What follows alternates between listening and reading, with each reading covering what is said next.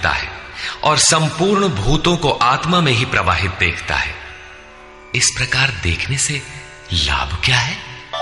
यो मां पश्यति सर्वत्र सर्वं च मयि पश्यति तस्याहं न प्रणश्यामि स च मे न प्रणश्यति।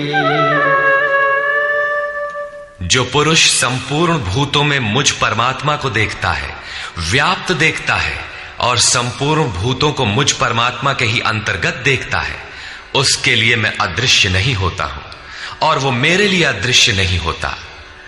ये प्रेरक का आमने सामने मिलन है, सख्य भाव है, सामीप्य मुक्ति है।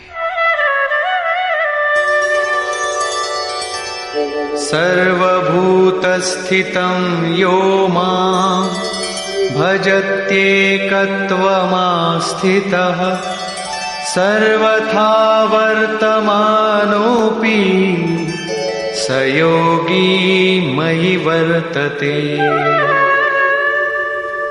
जो पुरुष अनेकता से परे उपर्युक्त एकत्व भाव से मुझ परमात्मा को भजता है, वो योगी सब प्रकार के कार्यों में बरतता हुआ मेरे में ही बरतता है, क्योंकि मुझे छोड़कर उसके लिए कोई बचा भी तो नहीं, उसका तो सब मिट गया। इसलिए वो अब उठता बैठता जो कुछ भी करता है मेरे संकल्प से करता है। आत्मौपम्येन सर्वत्र समं पश्यति योऽर्जुन सुखं वा यदि वा दुःखं स योगी परमो मतः। हे अर्जुन, जो योगी अपने ही समान संपूर्ण भूतों में सम देखता है, अपने जैसा देखता है, सुख और दुख भी सब में समान देखता है, वो योगी जिसका भेदभाव समाप्त हो गया है, परम श्रेष्ठ माना गया है।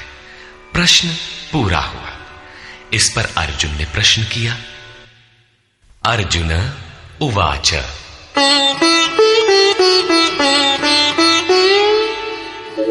योऽयं योगस्त्वया प्रोक्तः साम्येन मधुसूदन एतस्याहं न पश्यामि चञ्चलत्वात् स्थितिं स्थिराम्। हे मधुसूदन, ये योग जो आप पहले बता आए हैं, जिससे समत्व भाव दृष्टि मिलती है, मन के चंचल होने से बहुत समय तक इसमें ठहरने वाली स्थिति में मैं अपने को नहीं देखता। चंचलं हि मनः कृष्ण प्रमाथि बलवदृढम् तस्याहं निग्रहं मन्ये वायोरिव सुदुष्करम्। हे श्री कृष्ण, ये मन बड़ा चंचल है, प्रमथन स्वभाव वाला है, अर्थात दूसरे को मत डालने वाला हठी तथा बलवान है। इसलिए इसे वश में करना मैं वायु की भांति अति दुष्कर मानता हूं। तूफानी हवा और इसको रोकना बराबर है। इस पर योगेश्वर श्री कृष्ण कहते हैं, श्री भगवान उवाच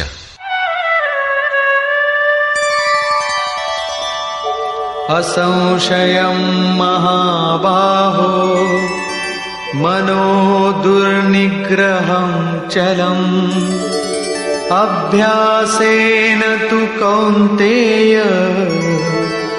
वैराग्येण च गृह्यते।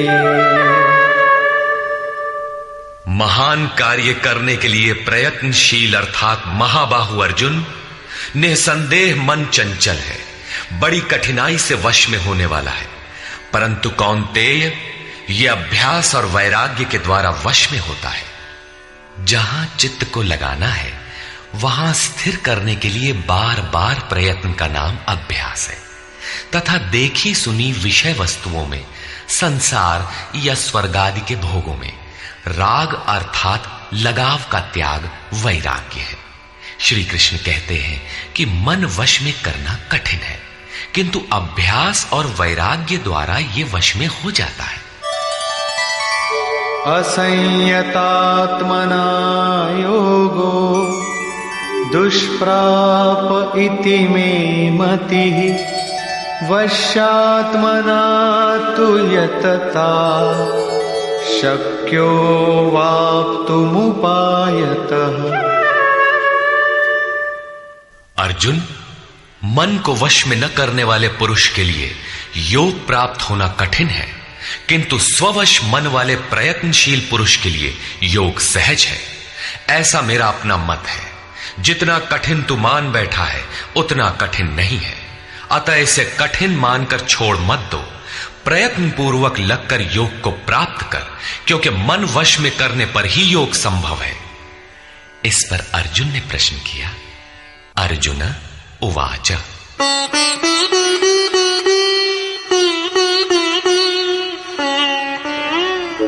अयति श्रद्धयोपेतो योगाच्चलितमानसः अप्राप्य योगसंसिद्धिं कां गतिं कृष्ण गच्छति। योग करते करते यदि किसी का मन चलायमान हो जाए, यद्यपि अभी योग में उसको श्रद्धा है ही, तो ऐसा पुरुष भगवत सिद्धि को प्राप्त न होकर किस गति को पाता है? कच्चिन्नो भय विभ्रष्टः छिन्नाभ्रमिव नश्यति अप्रतिष्ठो महाबाहो विमूढ़ो ब्रह्मणः पथि।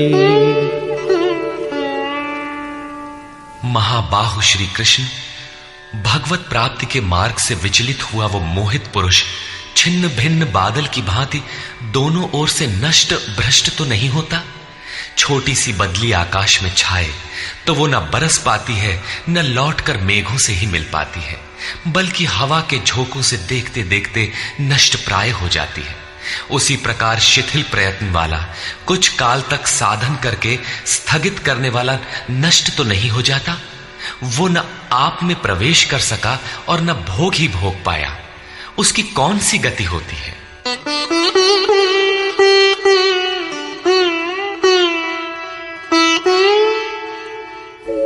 एतन्मे संशयं कृष्ण छेत्तुमर्हस्य शेषतः त्वदन्यः संशयस्यास्य छेत्ता न ह्युपपद्यते। हे श्री कृष्ण, मेरे इस संशय को संपूर्णता से मिटाने के लिए आप ही सक्षम हैं। आपके अतिरिक्त दूसरा कोई इस संशय को मिटाने वाला मिलना संभव नहीं है। इस पर योगेश्वर श्री कृष्ण ने कहा। श्री भगवान वाच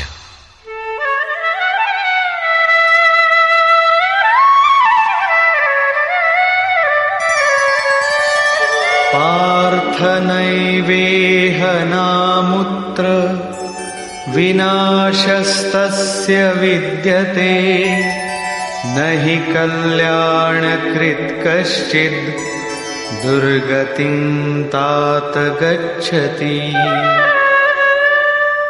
पार्थिव शरीर को ही रथ बनाकर लक्ष्य की ओर अग्रसर अर्जुन, उस पुरुष का ना तो इस लोक में और न परलोक में ही नाश होता है, क्योंकि हे तात, उस परम कल्याणकारी नियत कर्म को करने वाला दुर्गति को प्राप्त नहीं होता। उसका होता क्या है? प्राप्य पुण्यकृतान् लोकान् उषित्वा शाश्वती समाः शुचीनां श्रीमतां गेहि योगभ्रष्टोऽभिजायते। मन चलायमान होने से योग भ्रष्ट हुआ वो पुरुष पुण्यवानों के लोकों में वासनाओं को भोग कर, जिन वासनाओं को लेकर वो योग भ्रष्ट हुआ था, भगवान उसे थोड़े में सब दिखा सुना देते हैं।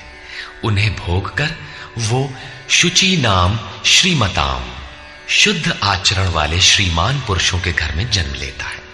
जो शुद्ध आचरण वाले हैं वही श्रीमान है।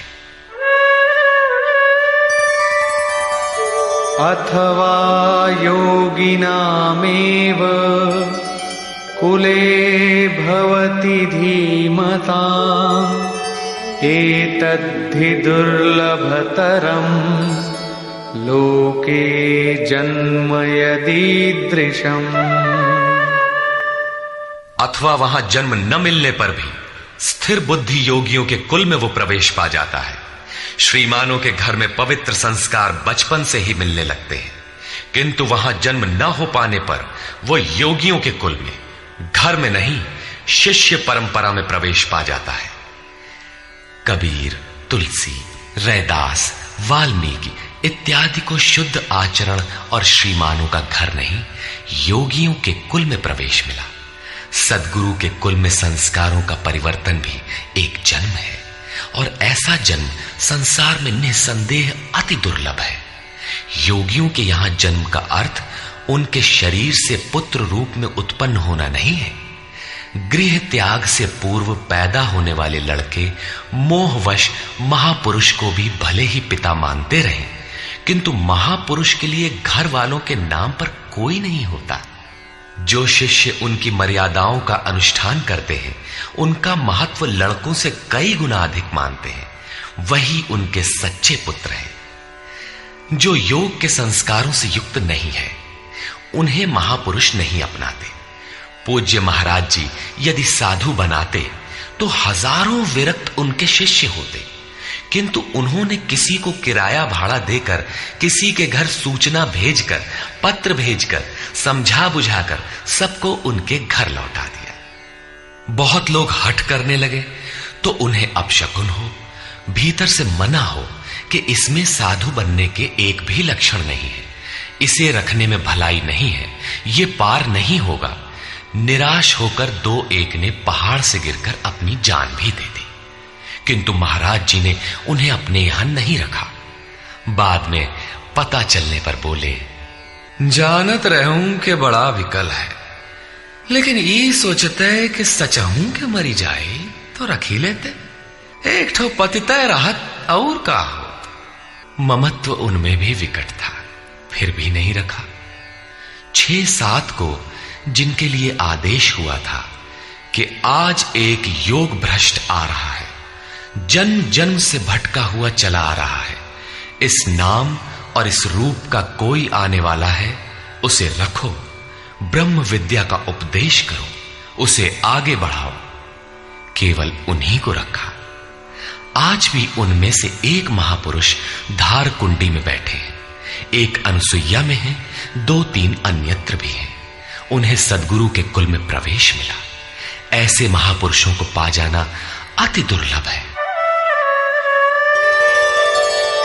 तत्र तं बुद्धि संयोगं लभते पौर्वदेहिकं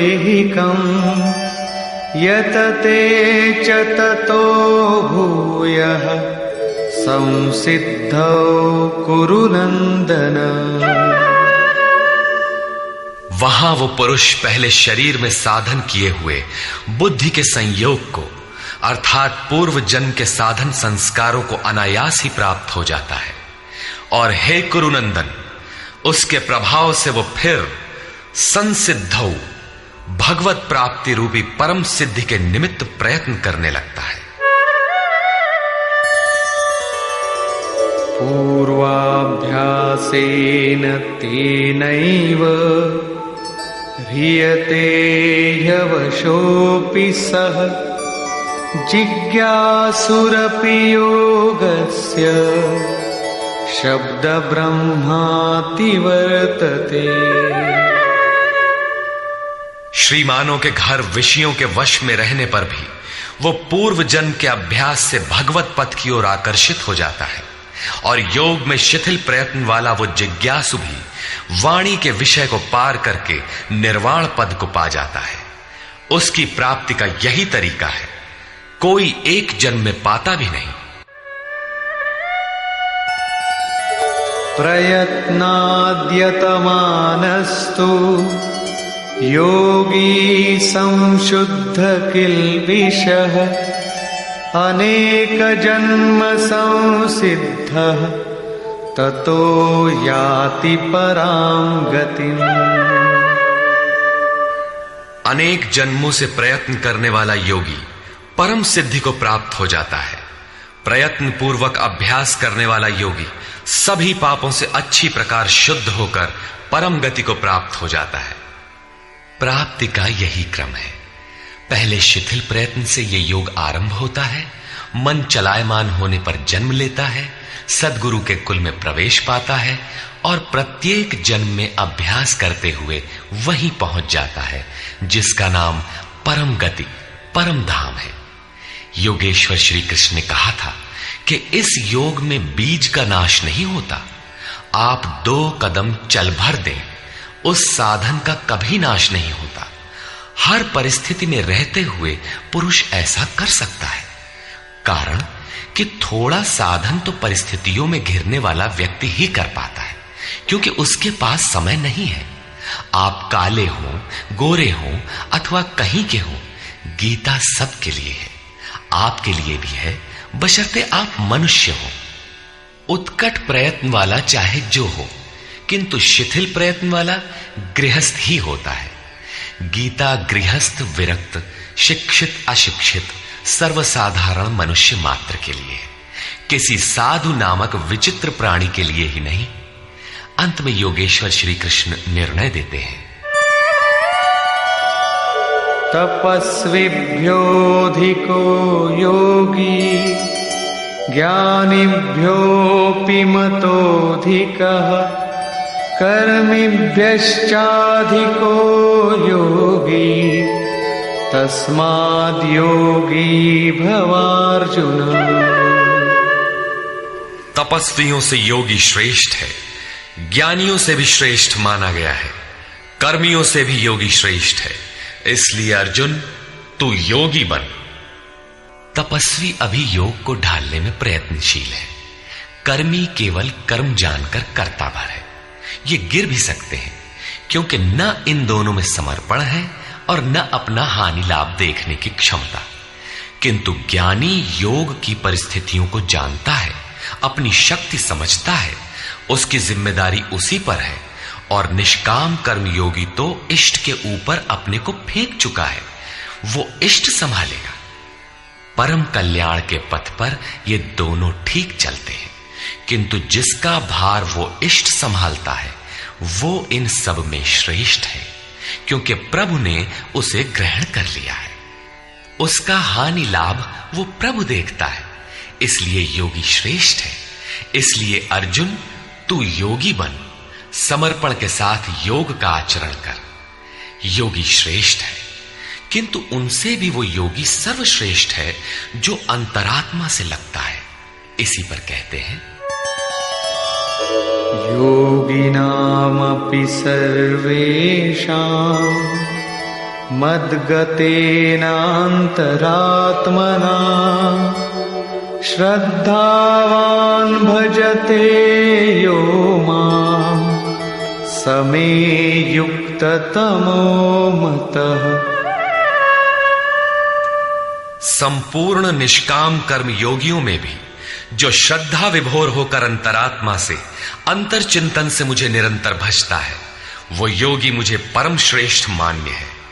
भजन दिखावे या प्रदर्शन की वस्तु नहीं है। इससे समाज भले ही अनुकूल हो, किंतु प्रभु प्रतिकूल हो जाते हैं। भजन अत्यंत गोपनीय है, वो अंतःकरण से होता है, उसका उतार चढ़ाव अंतःकरण के ऊपर है।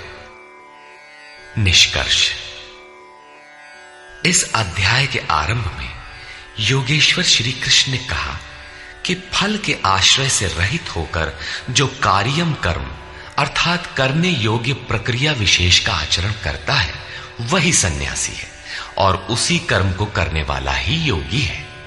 केवल क्रियाओं अथवा अग्नि को त्यागने वाला योगी अथवा सन्यासी नहीं होता। संकल्पों का त्याग किए बिना कोई भी पुरुष सन्यासी अथवा योगी नहीं होता। हम संकल्प नहीं करते, ऐसा कह देने मात्र से संकल्प पिंड नहीं छोड़ते। योग में आरूढ़ होने की इच्छा वाले पुरुष को चाहिए कि कार्यम कर्म करे और करते करते योगारूढ़ हो जाने पर सर्व संकल्पों का अभाव होता है, इसके पूर्व नहीं। सर्व संकल्पों का अभाव ही संन्यास है। योगेश्वर ने पुनः बताया कि आत्मा अधोगति में जाता है और उसका उद्धार भी होता है। जिस पुरुष द्वारा मन सहित इंद्रियां जीत ली गई हैं, उसका आत्मा उसके लिए मित्र बनकर मित्रता में बरतता है तथा परम कल्याण करने वाला होता है। जिसके द्वारा ये नहीं जीती गई, उसके लिए उसी का आत्मा शत्रु बनकर शत्रुता में बरतता है, यातनाओं का कारण बनता है। अतः मनुष्य को चाहिए कि अपने आत्मा को अधोगति में न पहुंचावे, अपने द्वारा अपनी आत्मा का उद्धार करे। उन्होंने प्राप्ति वाले योगी की रहनी बताई। यज्ञ स्थली, बैठने का आसन तथा बैठने के तरीके पर उन्होंने कहा कि स्थान एकांत और स्वच्छ हो, वस्त्र मृग चर्म अथवा कुश की चटाई में से कोई एक आसन हो। कर्म के अनुरूप चेष्टा, युक्ताहार विहार, सोने जागने के संयम पर उन्होंने बल दिया। योगी के निरुद्ध चित्त की उपमा उन्होंने वायु रहित स्थान में दीपक की अकंपित लौ से दी। और इस प्रकार उस निरुद्ध चित्त का भी जब विलय हो जाता है, उस समय वह योग की पराकाष्ठा अनंत आनंद को प्राप्त होता है। संसार के संयोग वियोग से रहित अनंत सुख का नाम योग है। योग का अर्थ है उससे मिलन। जो योगी इसमें प्रवेश पा जाता है, वह संपूर्ण भूतों में समदृष्टि वाला हो जाता है। जैसे अपनी आत्मा वैसे ही सबकी आत्मा को देखता है। वह परम पराकाष्ठा की शांति को प्राप्त होता है। अतः योग आवश्यक है। मन जहां जहां जाए वहां वहां से घसीटकर बारंबार इसका निरोध करना चाहिए। श्री कृष्ण ने स्वीकार किया कि मन बड़ी कठिनाई से वश में होने वाला है, लेकिन होता है। यह अभ्यास और वैराग्य द्वारा वश में हो जाता है। शिथिल प्रयत्न वाला व्यक्ति भी अनेक जन्म के अभ्यास से वहीं पहुंच जाता है, जिसका नाम परम गति अथवा परम धाम है। तपस्वियों, ज्ञान मार्गियों तथा केवल कर्मियों से योगी श्रेष्ठ है। इसलिए अर्जुन, तू योगी बन। समर्पण के साथ अंतर मन से योग का आचरण कर। प्रस्तुत अध्याय में योगेश्वर श्री कृष्ण ने प्रमुख रूप से योग की प्राप्ति के लिए अभ्यास पर बल दिया है। अतः ओम तत्सदिति श्रीमद् भगवद गीता सूपनिषत्सु ब्रह्म विद्यायाम योग शास्त्रे श्री कृष्णा अर्जुन संवादे अभ्यास योगो नाम षष्ठोऽध्यायः। इस प्रकार स्वामी अड़गड़ानंद कृत श्रीमद् भगवद गीता के भाष्य यथार्थ गीता का छठा अध्याय पूर्ण होता है। हरि ओम तत्सत।